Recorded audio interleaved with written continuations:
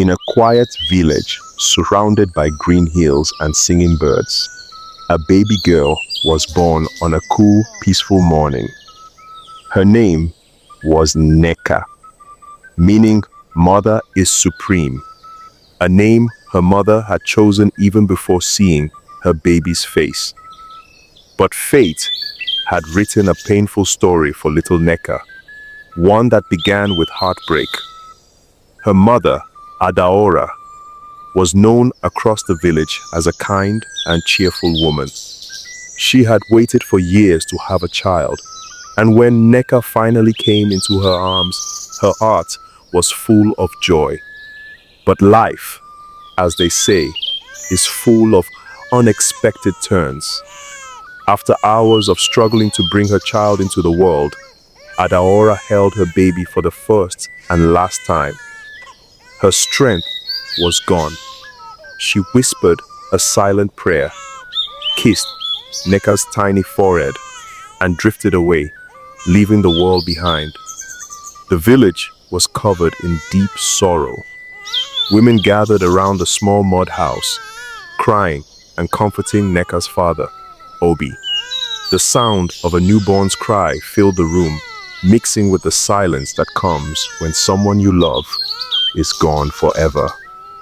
Obi held his daughter close, tears rolling down his face as he whispered, "I will take care of you, my little one." But no matter how hard he tried, nothing could replace the soft, warm love of a mother. As days passed, the villagers came to help Obi, bringing food and offering to hold the baby so he could rest. But the pain in his heart was too deep, and the emptiness in the house grew heavier each day. He often sat under the mango tree near their home, staring into the distance, thinking about the wife he had lost and the future of his motherless daughter. Neca grew, and even as a small child, her bright eyes and beautiful smile reminded everyone of her late mother. But her father knew he could not raise her alone. Friends and family started to whisper, encouraging him to remarry. They believed a child, especially a girl, needed a woman's hand to guide her, to teach her, and to love her.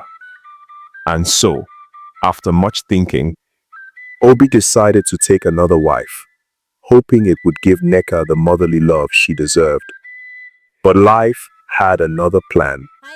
What started as hope would soon become the beginning of Neca's long and painful journey. A journey filled with tears, strength, and the fight for a better tomorrow. When Obi brought home his new wife, Madame Ebere, the whole village came out to see the new woman who would take Adaora's place. Madame Ebere was a tall woman with smooth dark skin and sharp, watchful eyes. She carried herself with pride, wearing fine clothes and always speaking with confidence. At first, everything seemed fine. She cooked for Obi, cleaned the house, and smiled kindly at Neca. For a moment, it felt like the broken pieces of their family were finally coming back together. Neca, still too young to understand the depth of the changes around her, called her Mama and followed her everywhere. But as time passed, Madame Ebere's sweet face turned bitter. The love and kindness she had shown at the beginning slowly disappeared like smoke in the wind.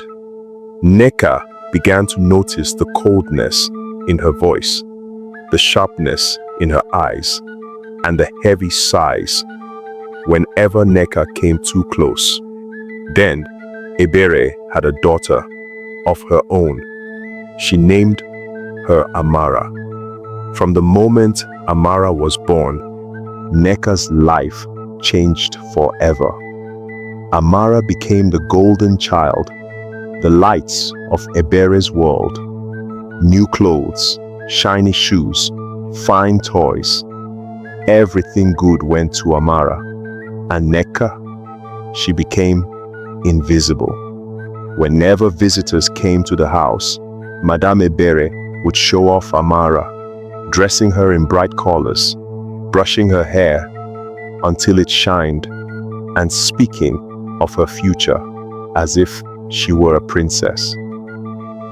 Neca would stand quietly in a corner, wearing her old, faded clothes, her heart heavy with silent questions.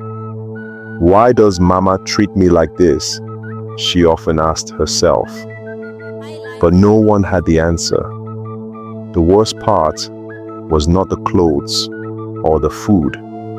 It was the way Madame Ebere spoke to her. Every word was sharp and cold. Every order filled with anger. "Neca, sweep the compound. Wash the plates. Fetch the water," the woman would shout from sunrise to sunset. And her father? He worked from morning till night on the farm, too busy and too tired to notice how his little girl was growing up in sadness and loneliness. As the days passed, Neca learned to hide her feelings. She would force a smile when her father was around and cry herself to sleep when night came. Her only comfort was the quiet stars, which she believed were her mother's eyes watching over her from heaven. Little did she know, this was only the beginning of her long, difficult road. The sun rose every day on Neca's small village, but her world felt dark and lonely. As Amara, Madame Ebere's daughter, grew older, the difference between the two girls became even clearer. Amara walked through life like a little queen, dressed in new and colorful clothes, while Neca wore old hand-me-downs, often too big or too small. When visitors came to the house, Madame Ebere would call Amara to serve drinks or smile sweetly at the guests, praising her for every little thing. "Amara is such a smart girl," she would say proudly. But Neca was usually sent to the backyard, out of sight, scrubbing pots or cleaning the floor. When mealtime came, the food was another reminder of her place in the household. Madame Ebere always dished out the biggest, tastiest pieces for Amara and herself. If there was sweet, thick soup, Amara's bowl would be full of meat and fish. When it was Neca's turn, all that remained were bones and thin, watery broth. Sometimes, there was nothing left at all. The worst part wasn't the hunger, or the old clothes, or even the heavy chores. The worst part was the way Madame Ebere looked at her, as if she were nothing more than a burden, an unwanted shadow. One afternoon, after scrubbing the floor until her knees were sore, Nneka sat quietly under the mango tree, watching Amara play with new toys. The sun felt warm on her face, but her heart felt cold. She wanted to cry, but the tears wouldn't come. She was too used to pain by now. When she went to school, things weren't much better. She would arrive late because Madame Ebere always kept her busy at home. Washing clothes, fetching water from the stream, pounding yam, sweeping the compound. The chores never ended. Sometimes, she missed school altogether, just so Madame Ebere could go to the market knowing the house would be spotless when she returned. At school, her classmates whispered about her torn uniform and worn-out sandals, but Neca had learned how to hold her head high, even if her heart was breaking. The only place she felt safe was in the pages of her school books. Whenever she could steal a quiet moment, usually at night after everyone had gone to sleep, she would light a small kerosene lamp and read. The words on the pages became her escape, her little window into a world where maybe, just maybe, life could be different. Deep inside, Neca carried a small but powerful dream. A dream that one day she would grow up, pass her exams, and leave the life of pain behind. But every day, Madame Ebere worked harder to make sure that dream stayed far out of reach. Yet no matter how many chores she was given, no matter how many nights she cried herself to sleep, Neca held on to one simple belief: one day, things will change. Every night, when the house fell silent, Neca would lie on her small mat in the corner of the room. The cool night breeze would blow in through the window, and the distant sound of crickets would fill the air. But in her heart, the noise of her worries was always louder. As she lay there, staring at the old ceiling, she would think about her mother. Though she couldn't remember her face, she believed her mother was watching over her from beyond the stars. On the nights when her sadness felt too heavy, she would whisper, "Mama, please help me. I want a better life." One night, after a long day of washing and sweeping, Neca waited until everyone was asleep. Carefully, she lit her small kerosene lamp and pulled out her books. Her eyes were heavy with sleep, but her mind was determined. As she turned the pages, the words lifted her away from her pain and carried her into a world of hope. She believed that education was her only way out. She wanted to pass her WAEC exams, go to the university, and make something of herself. She wanted to be the kind of woman her mother would have been proud of. But Madame Ebere seemed to know this too, and she did everything she could to keep Neca busy. Too busy to study, too tired to learn. Whenever her father came home, Neca stayed quiet. She didn't want to add to his worries. She had seen how the hard farm life had aged him, how his shoulders slumped a little more each season. She knew he loved her, but he was blind to the pain she lived through under his own roof. The days became weeks, and the weeks became years. Nneka learned to live two lives, one full of chores, hurtful words, and silent tears during the day, and another full of dreams, hope, and determination at night. Sometimes, as she walked to school on her sore feet, she would pass by other children who laughed and played freely. She wanted to join them, but her heart was too heavy.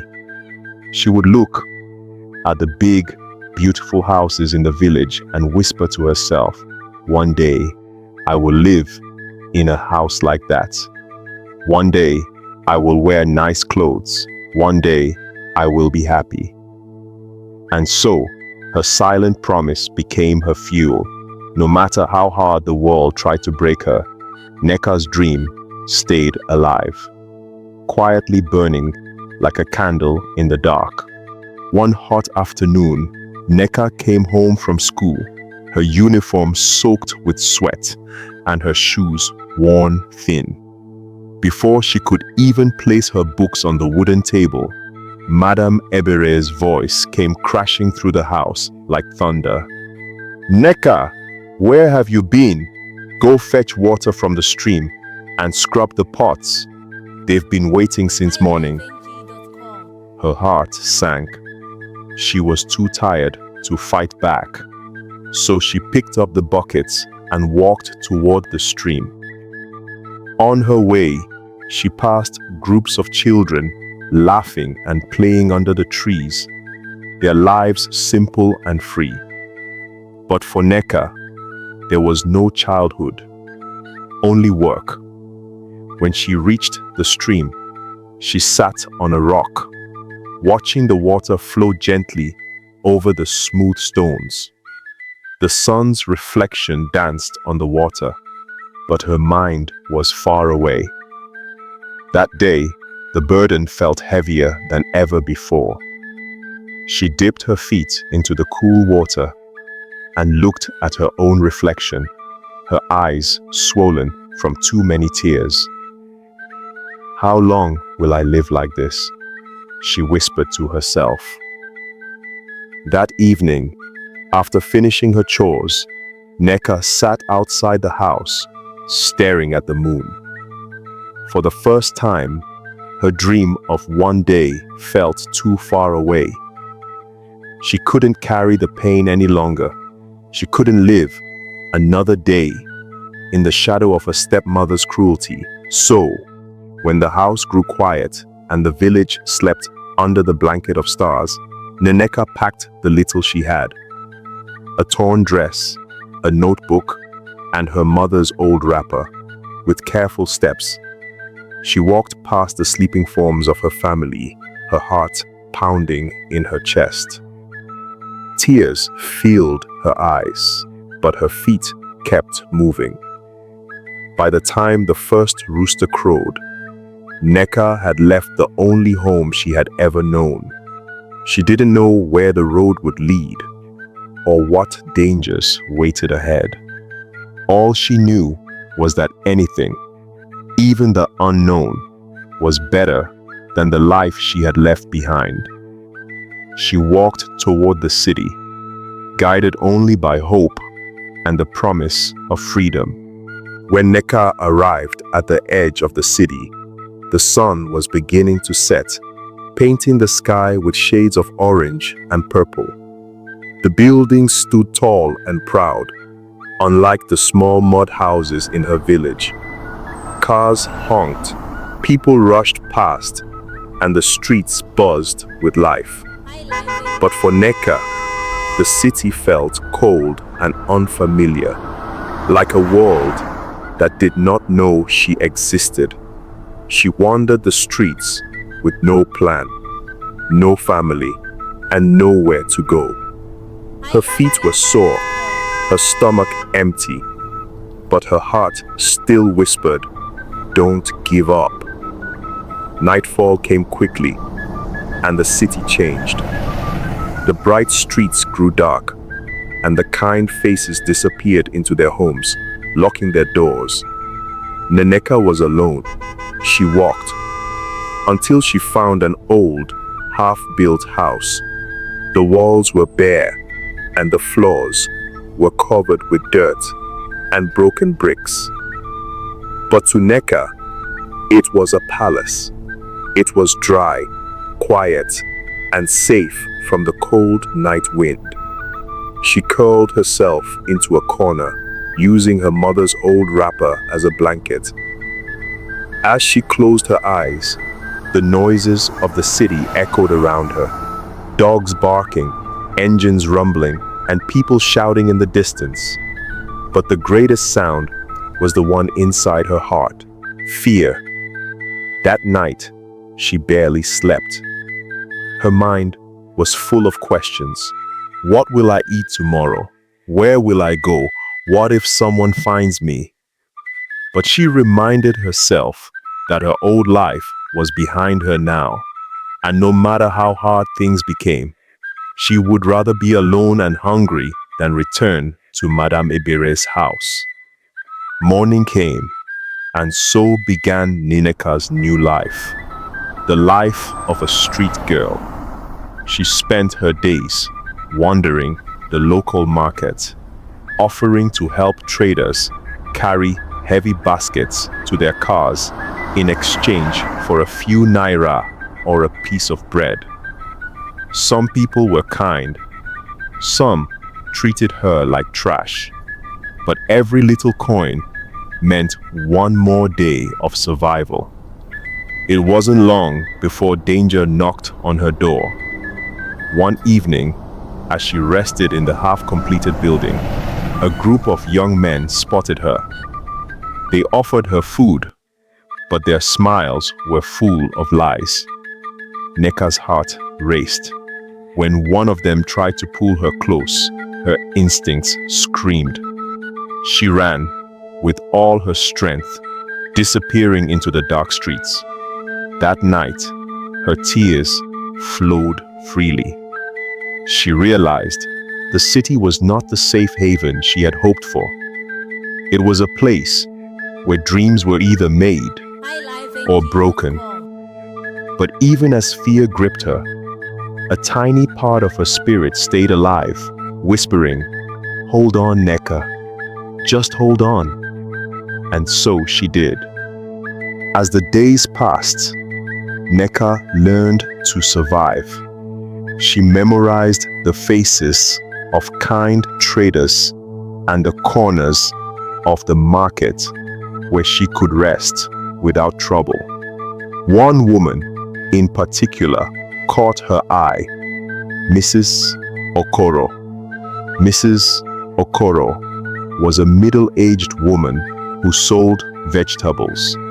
She was known for her sharp voice and strong arms, but beneath that was a heart of gold. Neca would always run to her stall the moment she saw her unloading baskets of tomatoes and onions. Without asking for anything, Neca would help carry her heavy goods to the car. She moved quickly, balancing baskets on her small head like a trained porter, though the load sometimes felt heavier than her own body. At first, Mrs. Okoro would give her a few coins or leftover vegetables, but as weeks turned into months, she began to notice something about the young girl. Her quiet strength, her politeness, and her determination. One rainy afternoon, after Neca helped load the last basket into her car, Mrs. Okoro finally asked the question that had been on her mind. "My child, where do you stay?" she asked. Nneka hesitated, her voice soft. "I don't have a home, Ma. I sleep in an old building." The woman's heart broke. She looked into Nneka's eyes and saw a story of pain, one too deep for words. Right there and then, Mrs. Okoro made a decision. "You will come with me," she said gently. "You can't stay on the streets any longer." For the first time in years, Neca felt a tear that wasn't from pain, but from hope. She followed the woman to her modest but warm home, where she was given a hot meal and a soft bed. That night, under clean bed sheets, Nneka cried herself to sleep. But this time, the tears were different. They were tears of relief. She had finally found someone who cared. And Mrs. Okoro, she had no idea that a simple act of kindness would change both their lives forever. Living with Mrs. Okoro was like waking up from a long nightmare. The woman treated her like the daughter she never had. Neca no longer woke up to cruel words or an endless list of chores. Instead, she woke up to the smell of warm food and a gentle voice that asked, "Did you sleep well?" After a few weeks, Mrs. Okoro sat Nneka down at the kitchen table. "My child, do you want to go back to school?" Nneka's eyes widened. She hadn't heard those words in so long, she thought she'd never hear them again. With tears rolling down her cheeks, she nodded.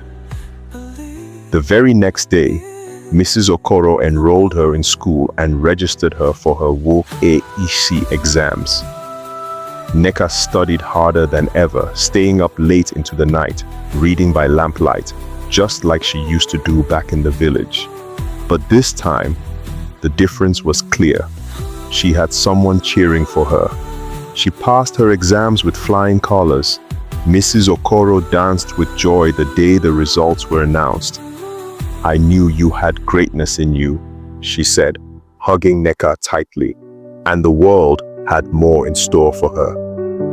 With her excellent results, Nneka was offered a scholarship to study at the university. She worked harder than ever, and when graduation day came, she stood proudly in her cap and gown, holding a certificate that read, "First Class Honors."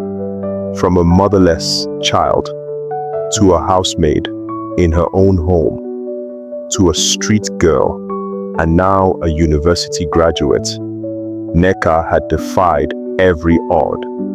Mrs. Okoro sat in the front row, tears rolling down her cheeks. "You've made me so proud," she whispered. But Nneka's story wasn't over yet. A scholarship was waiting for her, not just for any school, but for a master's degree in the United States of America. Her heart swelled with hope. The little village girl who had once scrubbed floors in tears was about to touch the skies. Nneka's hands trembled as she held the letter that would change her life. It was stamped and sealed with the logo of a prestigious American university. The words felt like a sweet dream as she read them out loud. "Congratulations, Miss Neca Okafor. You have been awarded a full scholarship for your master's program." Tear welled up in her eyes as she rushed to show Mrs. Okoro. The woman held her tight, her voice shaking with pride. "You've done it, my child. You've truly done it." Preparing for the journey was both exciting and terrifying. Neca had never flown in an airplane before. She had never left the shores of her country, but her heart burned with determination. The same determination that had kept her strong when she scrubbed her stepmother's floors and slept in a cold, unfinished building. The day she boarded the plane, Mrs. Okoro stood at the airport waving, her heart full of both sadness and joy.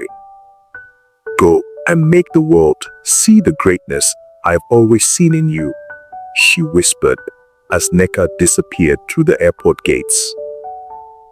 When she landed in America, Neca felt like a small fish in a mighty ocean.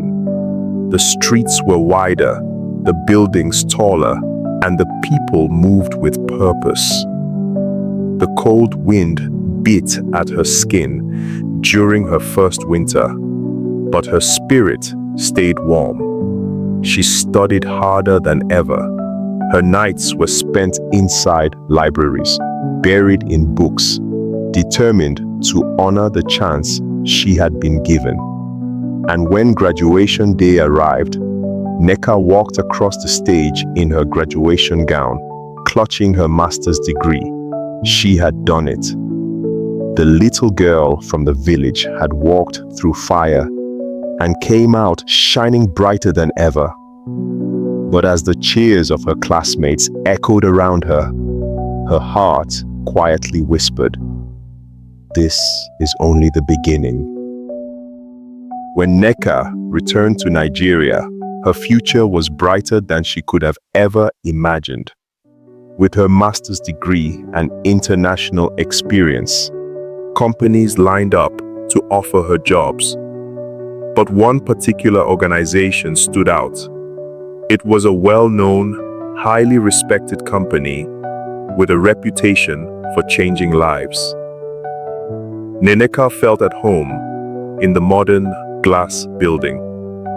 She was finally stepping into the kind of life she had always dreamed of, one filled with purpose, dignity, and peace. On her first week at the job, something happened that would shake her world once again. While walking past the HR office, she heard a voice, one she had not heard in years. It was soft, almost a whisper, but it sent shivers down her spine. Turning around, she saw her stepsister, Amara, standing in the reception area, holding a job application form. Amara was dressed in simple, worn-out clothes, and her eyes carried the heavy weight of life's struggles. Their eyes met. Amara froze, her face turning pale. The last time she had seen Neca, she was nothing but a scared, broken village girl. But now, she stood tall, confident, dressed in a suit, a woman of success. Neca walked toward her, her heart pounding, but her face calm. Amara could barely find the words. Neca, is it really you? Neca gave a soft smile. Yes, Amara, it's me. Amara's hands trembled as she rushed out of the building, too overwhelmed to stay another second. She couldn't believe what she had just seen. That evening, when she got home, Amara told her mother everything. Madame Ebere, the same woman who once denied Neca food and forced her to scrub floors, sat in silence. The weight of her choices finally caught up with her. And for the first time in her life, Madame Ebere's pride melted away into something she had never known: regret. The very next day, Madame Ebere came to Neca's house, her face no longer proud and harsh, but broken and humble.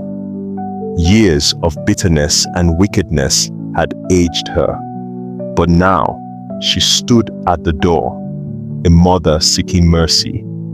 Neca opened the door, and for a moment, neither of them spoke. The silence was heavy. "My child," Madame Ebere finally whispered, her voice shaky. "I came to beg you. I was blind. I was wicked. I wronged you in ways words cannot explain. Please, forgive me." Tears welled in Neca's eyes, not from pain, but from the release of years of bottled emotions. She looked at the woman who had once made her life a living hell, the same woman who had starved her, beaten her, and tried to crush her dreams. And then, softly, she replied, "I forgave you long ago, even before you asked." Madame Ebere broke down in tears, falling to her knees. From that day forward, Nneka made sure her stepmother and Amara lacked nothing.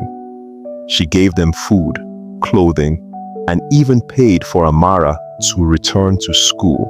What bitterness had once destroyed, kindness had rebuilt. Nneka's heart grew stronger, her life fuller, and her spirit richer. And when love finally knocked on her door, it wasn't the fairy tale kind that comes with castles and glass slippers, but the kind that comes with deep respect, true partnership, and genuine care. She met a man who saw her for the strong, kind, and brave woman she had become. Together, they built a beautiful life, one full of laughter, peace, and happiness.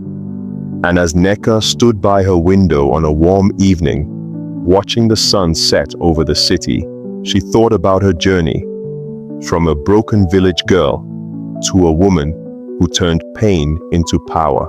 She smiled, This was her story, and it had the happiest ending. Dear listener, Neca's story is more than just about hardship. It is about the power of hope, kindness, and forgiveness. Life may sometimes push us into dark corners where it feels like no one sees us. But like Neca, if we hold on, a new dawn will come. Kindness from strangers, strength in the face of pain, and the courage to forgive, even when it's hard. These are the lessons this African folktale leaves behind. Whether you've been in Neca's shoes, or you've been blessed enough to help someone like Mrs. Okoro did, remember this: a single act of kindness can change a life forever. And that is why Neca's story will never be forgotten. Thank you for watching. Kindly subscribe to this channel for more interesting African stories. Like, share, and comment.